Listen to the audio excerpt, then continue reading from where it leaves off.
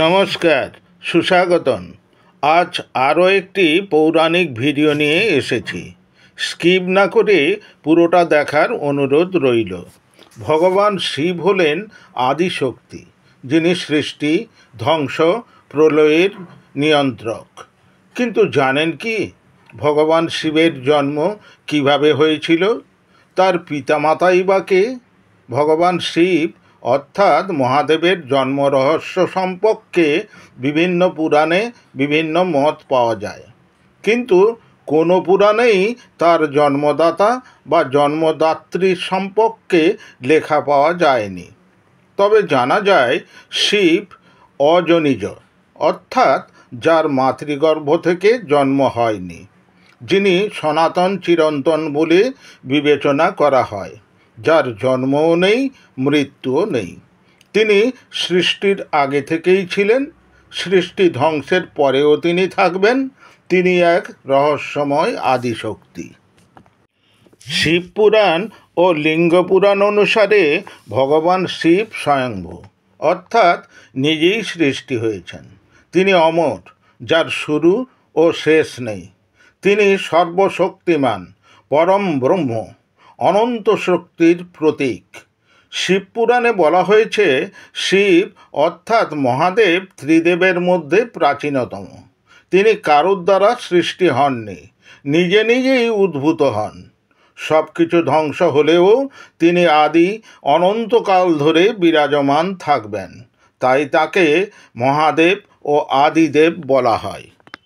আবার বিষ্ণু পুরাণ থেকে জানা যায়, এক সময় ব্রহ্মা বিশ্ব ব্রহ্মাণ্ড সৃষ্টি করেছিলেন বলে তার মনে অহংকার জন্মায়। তিনি নিজেকে সর্বোচ্চ সত্তা ভাবতে থাকেন।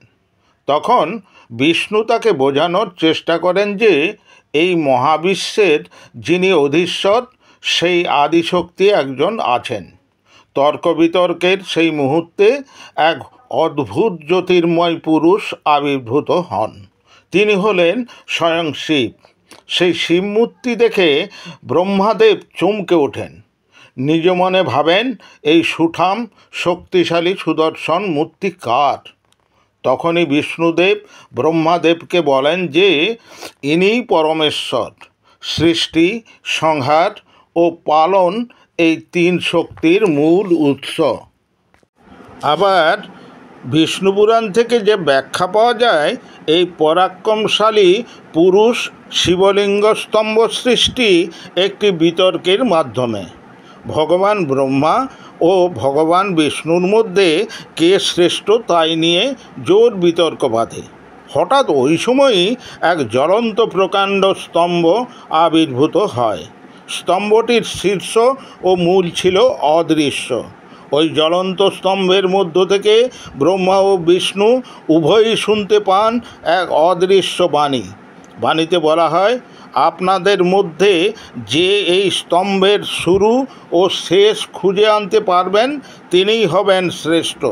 ব্রহ্মা তৎক্ষণাৎ নিজে হংসরূপ ধারণ করে স্তম্ভের শীর্ষ খোঁজার জন্য উপরের দিকে উড়ে গেলেন, আর বিষ্ণুদেব নিজেকে শুয়োরে রূপান্তরিত করে মাটি খনন করে গভীরে প্রবেশ করলেন সেই জ্বলন্ত স্তম্ভের মূল কোথায় খোঁজার উদ্দেশ্যে। কিন্তু উভয়ই বহু চেষ্টা করেও স্তম্ভের শীর্ষ বা মূলের উৎস খুঁজে পেলেন না। শেষে হাল ছেড়ে যখন ব্রহ্মাদেব ও বিষ্ণুদেব ফিরে আসেন, তখন দেখলেন মহাদেব তাদের অপেক্ষায় হাসি মুখে স্তম্ভের ভেতরে বসে আছেন। তখনই ব্রহ্মাদেব ও বিষ্ণুদেব বুঝতে পারেন যে এই মহাবিশ্ব পরিচালনা করার এক চরম শক্তি আছে। তিনি হলেন শিব স্বয়ম্ভূ, যার জন্মও নেই, মৃত্যুও নেই, যিনি রহস্যময় বিশাল মহাশক্তি, যিনি একদিকে ধ্বংসের প্রতীক বীরভদ্র, অন্যদিকে কাল ভৈরবের রূপে রক্ষাকর্তা। আবার ভাগবত পুরাণে বলা আছে যে আদ্যাশক্তি মহামায়ার ইচ্ছাতেই শিব সৃষ্টি হন। এখানে শিবকে মহাকাল ও মহাশক্তির অংশ হিসেবে বর্ণনা করা হয়েছে। আবার বেদ পুরাণ অনুযায়ী রুদ্র নামক এক দেবতার উল্লেখ আছে, যিনি শিব নামে পরিচিত। ঋগ্বেদে রুদ্রকে প্রবল ভয়ঙ্কর দেবতা হিসেবে বর্ণনা করা হয়েছে, যিনি জগতের পালনকর্তা ও সংহারকারী দুটো ভূমিকাই বিরাজমান। তাই বলা যায় ভগবান শিবের জন্ম এক রহস্যে আবৃত। তিনি স্বয়ংভূ, অনন্ত শক্তির অধিকারী এক মহাজাগতিক শক্তি, সৃষ্টি, সংহার ও পুনর্জন্মের এক চক্রের রূপকার। ভিডিওটি ভালো লাগলে লাইক, শেয়ার ও কমেন্ট করতে ভুলবেন না।